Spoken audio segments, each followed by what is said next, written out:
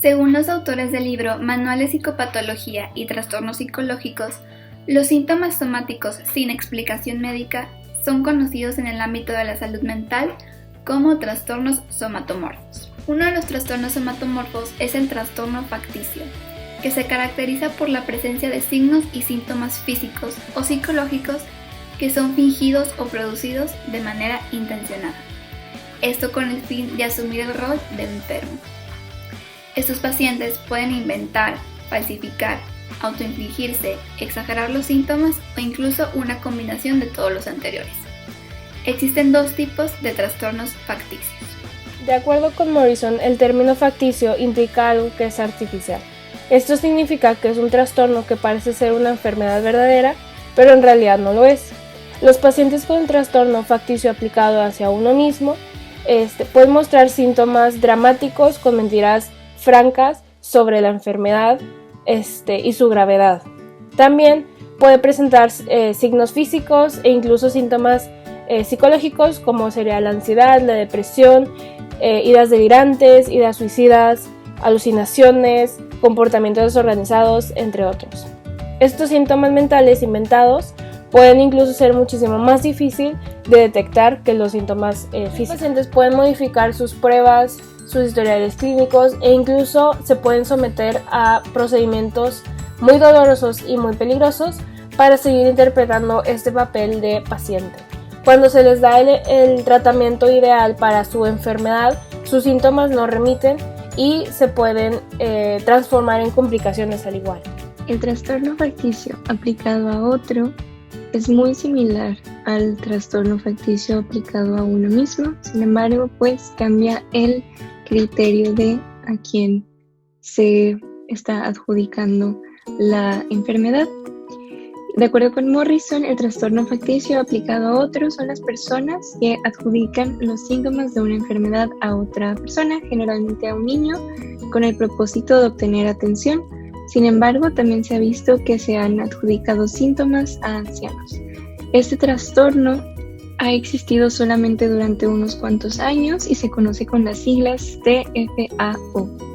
3/4 partes de los pacientes son mujeres, por lo general las madres que adjudican a los hijos los síntomas, puesto que a muchas personas que tienen este trastorno tienen antecedentes en el ámbito de la salud, es difícil identificarlas.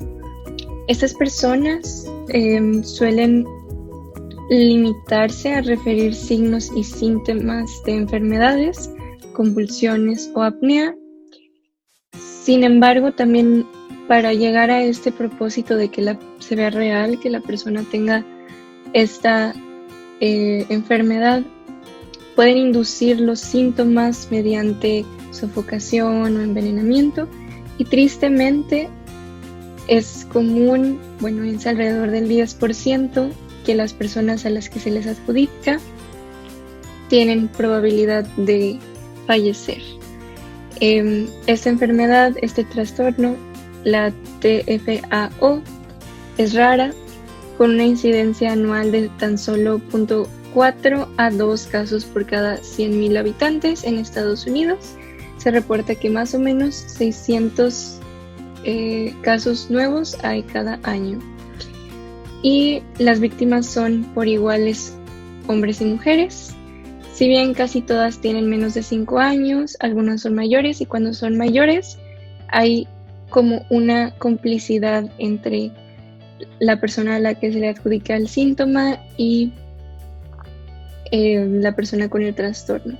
El médico puede ser la persona más involucrada, incluso a veces es tanta como la insistencia del paciente con la TFAO que el médico se enoja ante los demás que dicen que esta enfermedad no es real.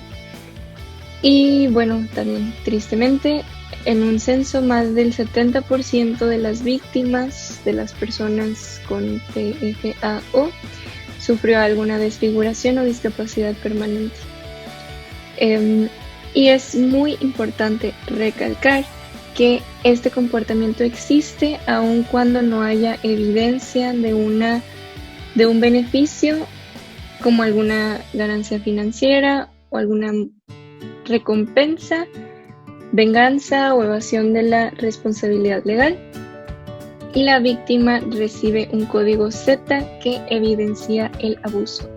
De nuevo, es muy importante que este trastorno, el TFAO, se adjudica a la persona, no a la víctima. Los criterios diagnósticos de los dos trastornos, el trastorno facticio aplicado a otro y el trastorno facticio aplicado a uno mismo, son muy similares, simplemente varían en el criterio B. El criterio A dice falsificación de signos o síntomas físicos o psicológicos o inducción de lesión o enfermedad en otro, asociado a un engaño identificado, en otro cuando es aplicado a otro y en uno mismo cuando es aplicado a uno mismo. Y el criterio B es el individuo se presenta frente a los demás como enfermo, incapacitado o lesionado cuando es hacia uno mismo, y cuando es hacia otro, pues presenta a otra persona como víctima. El criterio C es comportamiento engañoso, evidente incluso en ausencia de recompensa extrínseca obvia, y el criterio D, el comportamiento no se explica mejor por otro trastorno mental como el trastorno delirante u otro trastorno psicótico. Y hay que especificar si es episodio único, o sea, si pasa solamente una vez, o si hay episodios recurrentes, cuando hay 2 o más falsificaciones de enfermedad y o inducción de lesión. Las personas que padecen de este trastorno pueden simular o provocar cualquier tipo de enfermedad. Esto incluye las infecciones, las hemorragias, la dificultad de cicatrización de alguna herida, pueden simular el dolor, la fiebre de origen desconocido, la hipoglucemia, la anemia, vómitos y diarrea. Que estén familiarizados con términos médicos y procedimientos hospitalarios. Tienen la tendencia a relatar la historia clínica o la sintomatología con estilo dramático. También responden de manera imprecisa e inconsistente a su sintomatología y tienen la tendencia patológica a mentir. La prevalencia del trastorno facticio es desconocida. Esto se debe probablemente al papel del engaño de la población. Aunque en el ámbito hospitalario se estima que alrededor del 1% de los individuos pueden tener presentaciones o rasgos que cumplen con los criterios de este trastorno. El desarrollo y el curso de este trastorno suele ser de episodios intermitentes. También el inicio de esta puede ser generalmente en la edad adulta temprana debido a una hospitalización por un problema médico o un trastorno mental. También en los individuos con episodios recurrentes de falsificación de signos y síntomas de una enfermedad o de inducción de lesión, este patrón de contactos engañosos sucesivos con el personal médico, incluyendo así también las hospitalizaciones, puede llegar a permanecer durante toda la vida. Bueno, según el DSM-5, el diagnóstico diferencial de este trastorno sería pues el trastorno de síntomas somáticos, de simulación de enfermedad, el trastorno de conversión, el trastorno límite de personalidad y enfermedad médica o trastorno mental que no se asocia con la falsificación intencional de síntomas. Muchos de estos cumplen con algunos criterios, pero no con todos los criterios de ese trastorno. Trastorno facticio ante otro, en donde se cree que únicamente se adjudica a niños o a los hijos de las personas con el trastorno, cuando no siempre es así. También se adjudica a ancianos y existen también casos en donde salen afectadas las mascotas. Es un mito en donde se cree que las personas que padecen el trastorno facticio fingen tener estas enfermedades para obtener algún tipo de recompensa, cuando en realidad no es así. Muchos pacientes no saben cuál es el motivo por parecer enfermos. Otro mito es que como el trastorno facticio pertenece a la familia de los trastornos de síntomas somáticos, se cree que los individuos que padecen de este trastorno están preocupados por enfermarse, cuando no es así. Ellos no tienen síntomas y además no están preocupados por esta probabilidad de enfermarse. Para este caso tenemos a dos protagonistas, Didi y Gypsy. Didi es una mujer que desde su infancia tuvo problemas en ámbitos sociales. Robaba cosas cuando se estresaba, fue arrestada por delitos menores, se embarazó a los 24 años, que al poco tiempo después de quedar embarazada se divorcia de su esposo. Por otro lado tenemos a Gypsy, quien es hija de Didi. Ella parecía que desde que nació tuvo muchísimas enfermedades. Algunas de ellas son asma, apnea del sueño, distrofia muscular, epilepsia, problemas de la vista, entre otras. Y pues debido a esas enfermedades, ella se quedaba postrada en cama y dependía totalmente de su madre. Incluso muchos creían que Gypsy tenía algún tipo de déficit cognitivo debido a que ella a lo largo de sus 15 años mantenía una mentalidad de una niña e incluso seguía hablando como una niña. Cuando era muy joven, ella junto con su abuelo tuvieron un accidente de moto, lo que la llevó a usar silla de ruedas a lo largo de su vida. Este caso comienza a tener mucha atención de sus vecinos y de la gente alrededor, e incluso grandes empresas como McDonald's, Disney y Make-A-Wish les proporcionaban regalos y sustento para mejorar su calidad de vida. Gypsy no asistía a una escuela normal.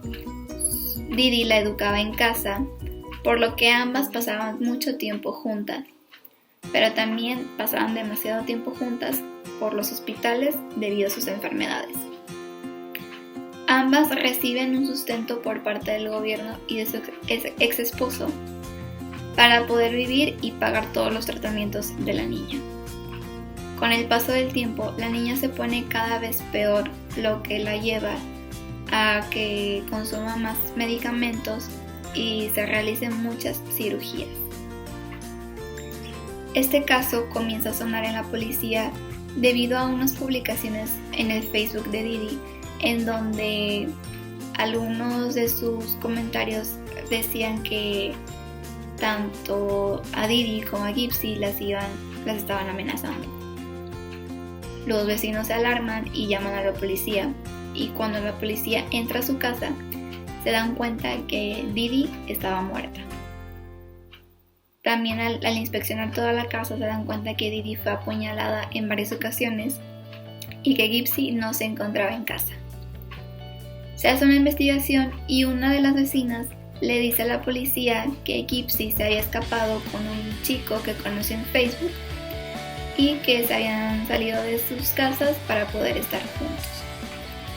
La policía, al estar buscando a Gypsy, la encuentran a ella junto con su novio y se encuentran con la sorpresa de que Gypsy podía caminar y hablar sin ningún problema. Al estar interrogando a Gypsy, los policías le preguntan sobre su estado, que cómo es que ella, estando enferma toda su vida, de la nada ella está bien.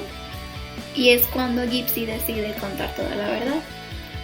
Gypsy confiesa que es una niña completamente sana, pero que su mamá insistía que ella estaba enferma desde que nació, cuando realmente esto no era verdad. Después del accidente en moto, Didi no dejaba que Gypsy se levantara de la silla de ruedas. Diariamente la rapaba la cabeza para que todos creyeran que estaba en un tratamiento de leucemia, la hacía comer por un tubo, la obligaba a usar lentes cuando realmente no los necesitaba. Didi incluso golpeaba a Gypsy debido a que en muchas entrevistas Gypsy no se comportaba como enferma. Entonces cuando Gypsy tenía estos actos rebeldes al regresar a casa, Didi la golpeaba.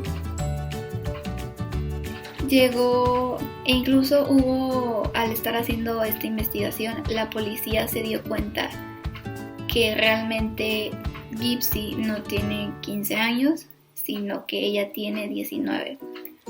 Por lo que se supone que Didi estuvo mintiendo acerca de la edad de su hija durante todo el tiempo. Llegó un punto en la vida de Gypsy donde se cansó de su mamá y ella, junto con su novio, la terminaron asesinando. De hecho, en una de las visitas a los médicos, uno de ellos sospechaba que muy probablemente todas las enfermedades de Gypsy no eran reales, ya que en una ocasión este médico le hizo una resonancia a Gypsy debido a su distrofia muscular, pero él no encontró alguna causa que sustentara que tenía distrofia muscular. Y pues al momento de comentarle a Didi Ella se molestó mucho, comenzó a insultar y a gritarle al médico y terminó por dejándolo y acudiendo a otro médico. Este caso es muy largo, pero este es un resumen de un caso en donde se podría diagnosticar el trastorno facticio aplicado a otro.